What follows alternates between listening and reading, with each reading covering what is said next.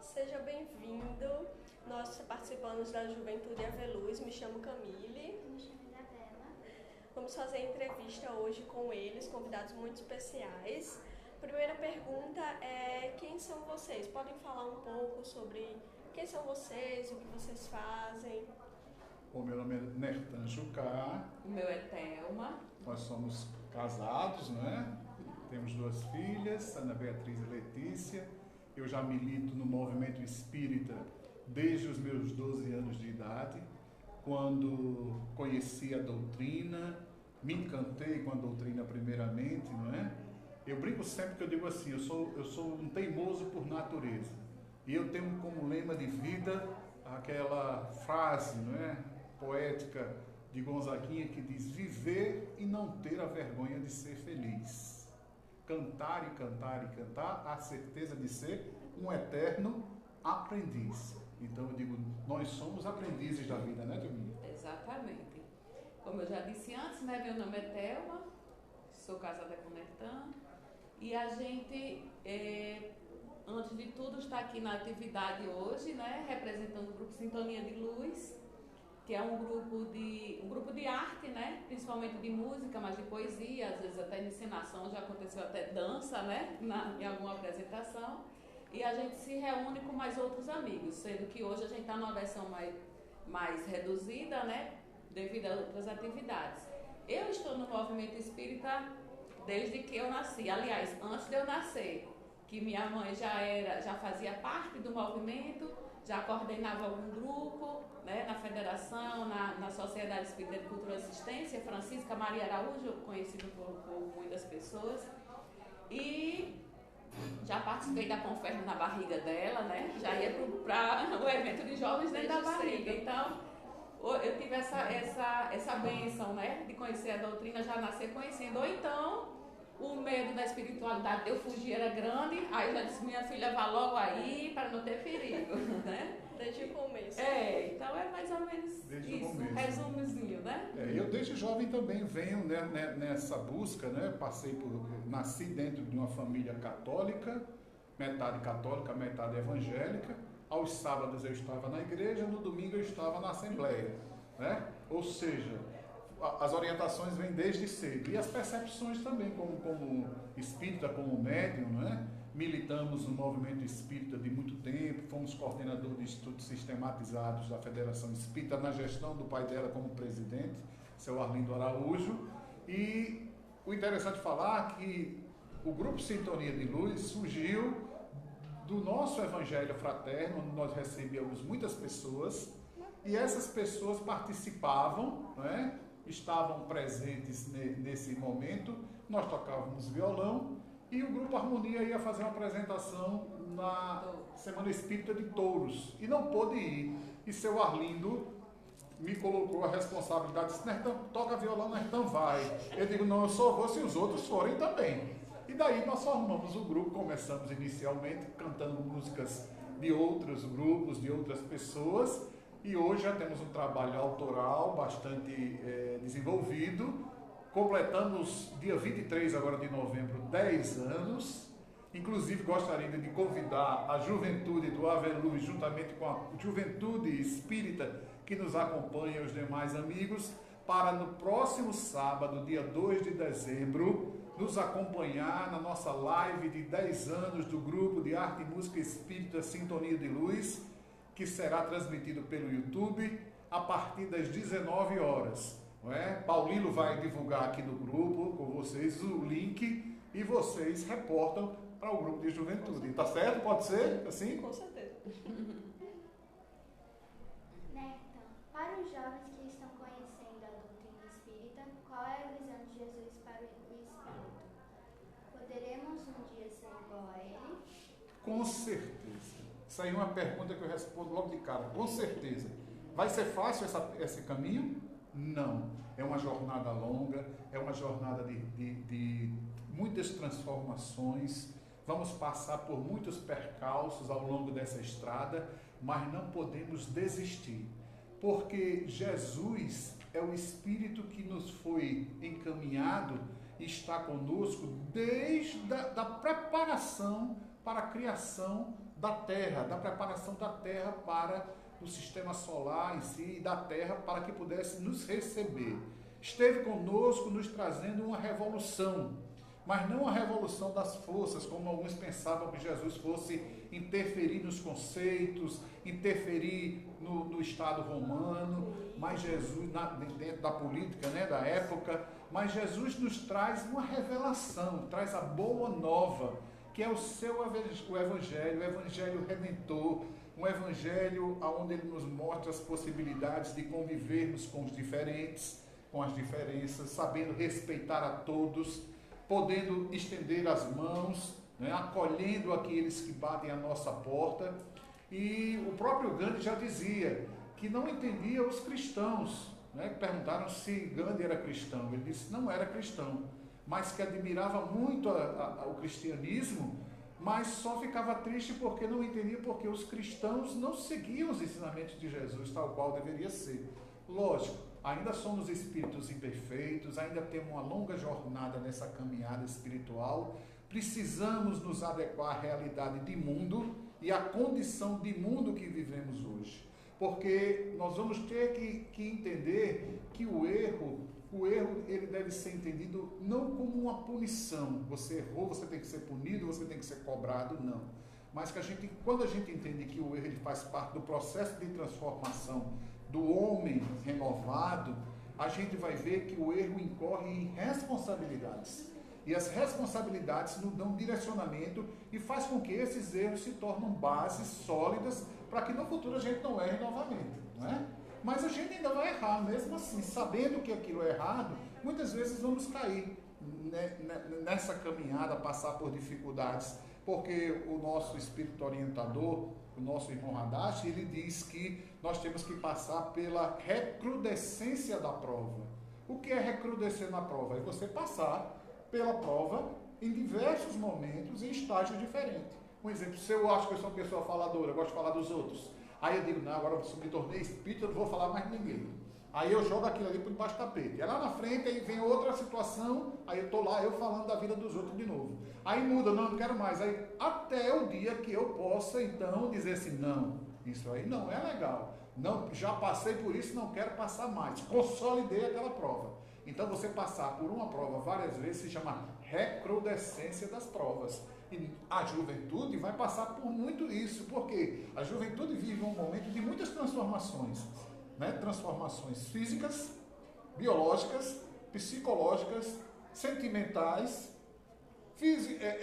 a fisiologia humana, né? E espirituais. Porque é na juventude que vão começar a despertar, desde a pré-juventude até a fase adulta, aquilo que nós tínhamos antes estava ali guardadinho. E quando a gente começa a adquirir a madureza na vida, a gente começa a trazer aquilo que está grafado no nosso perispírito, que são as nossas condicionantes, boas ou ruins, os nossos defeitos, as nossas vicissitudes, as nossas dificuldades próprias, né? Mas a gente, no livro Depois da Morte de Leon Denis, ele diz o seguinte, que para a gente superar os defeitos e as faltas, as dificuldades que a gente tem, as vicissitudes, a gente tem que se apegar às nossas virtudes. Trabalhando as virtudes, nós vamos conseguir superar mais facilmente os defeitos e as faltas, né, mais graves. E a questão, né? Se a gente pode ser igual a Jesus um dia, aí a gente volta à pergunta, Jesus nasceu como ele é, foi criado como ele é? Não, né? Todos somos criados simples e ignorantes. Então, ele teve um longo percurso, uma conquista, né? Afinou muitas coisas que ainda estavam desajustadas até ele ser Jesus, que a gente conhece como modelo e guia hoje, né? Sim. E como pode vivenciar Jesus na vida dos jovens? Viver Jesus no mundo atual. Vivenciar Jesus dentro dessa vida. É uma perspectiva que a gente vai olhar, não é? Porque a gente tem que ver que o jovem, ele hoje, principalmente a juventude no mundo atual, eu digo que ele já vem com chip novo, processador novo, hardware novo, né? É tudo já mais moderno. Os espíritos que estão encarnando são espíritos já que vêm com um desenvolvimento. Muitos falam de espíritos índigos, né? Outros cristais, mas todos esses espíritos precisam de uma coisa que se chama direcionamento no bem. Precisam de estabelecer e entender que eles têm que respeitar. Do mesmo jeito que eles querem ter direitos, ele tem que cumprir deveres. É um jovem que tem que estar antenado com as dificuldades do mundo, com a drogadição, com a sexualidade desregrada, não é? Com o despertar desse jovem para a maturidade espiritual, não é? A questão dessa fusão de hormônios com pensamento, tudo que nos coloca em estágios de muita euforia e às vezes estados às vezes mais reflexivos, introspectivos, não é? Precisa ser um jovem que tenha parceria com seus pais, que tem que ter confiança nos pais, assim como os pais têm que depositar confiança nos seus filhos. E gradualmente esse jovem vai se adaptando a essa nova realidade, uma realidade onde ele tem que assumir responsabilidades, aonde ele tem que saber lidar no mundo lá fora, aonde ele tem que ver a perspectiva de que tudo é permitido, mas nem tudo é lícito. E nessa ilicitude, muitas vezes o jovem se deixa contaminar, às vezes, por grupos que, para que ele possa estar inserido, ele tem que aceitar fazer isso, ou aceitar fazer aquilo, ou tem que usar droga, ou tem que passar por desafios, ou tem que fazer... Não. Então a gente tem que anular isso na vida da gente e ver, não é? Na condição hoje, se eu observo a vida do Cristo, o menino Jesus, o jovem Jesus e todas as suas ações de vida no mundo em que ele viveu, a época que ele viveu, não é? Jovem, criança é sempre jovem, criança é sempre criança, sempre existiu, não é? Às vezes não sabe o limite, às vezes não sabe impor até onde pode ir, mas quando a gente tem uma base consolidada nos estudos acerca da mensagem da Boa Nova de Jesus, numa vivência cristã sadia, numa vivência familiar, onde a gente estruture, receba, conheça e entenda o que são valores e o que são aqueles outros que não são tão legais para a nossa vida, nós vamos, dentro dessa perspectiva, saber fazer as nossas escolhas, que é o que nós chamamos de livre-arbítrio ou livre-alvidério, que é você saber escolher qual caminho tomar.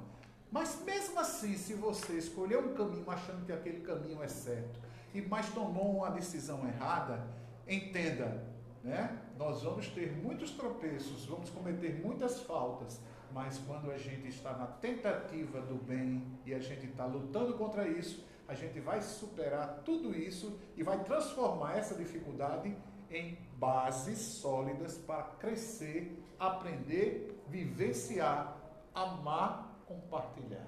Né? São fundamentos que o jovem precisa saber.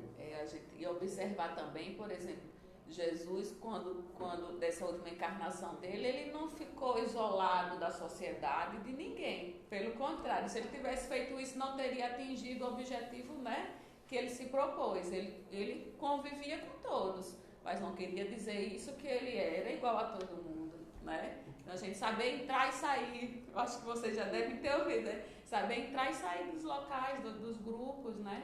Não é proibido você ir para uma festa, você dançar, você se divertir. Muito pelo contrário, pode tudo, dentro, lógico, dos limites, né? Que nós temos dentro da nossa consciência, termos a nossa visão de vida de maneira clara, compartilhando, auxiliando a sua família, os jovens. Precisamos então entender qual é a minha posição do mundo. Por que eu nasci nessa família, no Rio Grande do Norte, na cidade de Natal? Por que eu estou aqui no planeta Terra?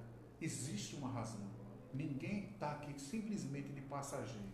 Todos nós somos tutores das nossas vidas e das nossas ações. Precisamos tomar essa rédea. E o jovem, atualmente, o jovem espírita, o jovem cristão, é um jovem que ele tem um referencial. Ele tem as lições do Evangelho. Ele tem o espelho, não é? Da sua família, daqueles nossos avós, que trazem essas lições, nos dão lição de maturidade. Uma vez eu conversando com o meu filho, eu disse a ele: meu filho, eu não quero que você faça o que eu digo a você. Meu pai desencarnou, eu tinha 14 anos de idade, fiquei o mais velho em casa, né? Depois de um processo de muito adoecimento. Quando ele nasceu, eu disse a ele, por que eu quero que você me escute? Porque eu passei por muitas dificuldades, porque eu não tive um pai presente na minha vida e tomei algumas decisões precipitadas por não ter a quem ouvir. Porque eu podia ter uma referência. Vou escutar o que minha mãe, a senhora já passou por isso. Então, como foi que a senhora lidou com determinada situação? Ela vai contar a história. Eu vou ter a minha escolha. Eu vou saber o que é que eu vou querer fazer. Mas eu vou dizer assim, minha mãe passou por isso e passou por dificuldades. Então eu posso ter essa referência e dizer assim, é uma coisa que eu posso me basear para tomar a minha decisão. Então a gente tem que ter essa parceria, não é? Dentro de casa compartilhar com os irmãos, porque muitas vezes a gente escuta as pessoas fora de casa, mas não escuta os de casa. E a gente tem que aprender também. Então, lembrando sempre, né? A gente exige muitas vezes o direito dos pais, mas se esquece que nós temos também deveres. Temos que contribuir com a sociedade, temos que contribuir dentro de casa, temos que auxiliar na casa espírita. O jovem hoje, ele tem que ser atuante na casa espírita, ele tem que ajudar a botar água para fluidificar, a limpar ali um lugar para estar presente, fazer um exórdio. Isso é extremamente importante, porque isso aí vai lhe dar uma coisa que se chama segurança doutrinária, que é trazido através do conhecimento. O jovem tem que estar ativo, ele tem que cantar, tem que se divertir, tem que participar de gincananas espíritas, de momentos espíritas, tem. Mas, acima de tudo, o jovem tem que assumir o compromisso. E o compromisso é com a espiritualidade. Comprometimento é seu, compromisso é com a espiritualidade. Tá ok? Muito obrigada. É uma grande oportunidade ter esse diálogo com vocês. Obrigado por assistir até o final. Se puder, deixe seu like. Se gostou, compartilhe com algum amigo esse conteúdo. Vai nos ajudar bastante. E mostrar aqui para vocês nosso catálogo, que a gente vai dia 16 fazer essa ação lá no abrigo. E quem puder ajudar de alguma forma, com fraldas, a forma que você puder ajudar, não pense que é pouco. Tudo que a gente vai arrecadar vai juntar e vai fazer essas crianças muito felizes nesse dia. Se você puder ajudar, aqui, a gente é muito grato. Obrigada mais uma vez. Você que agradece. Nós é que agradecemos a vocês. Desejamos um bom estudo, um bom trabalho para vocês. Obrigada.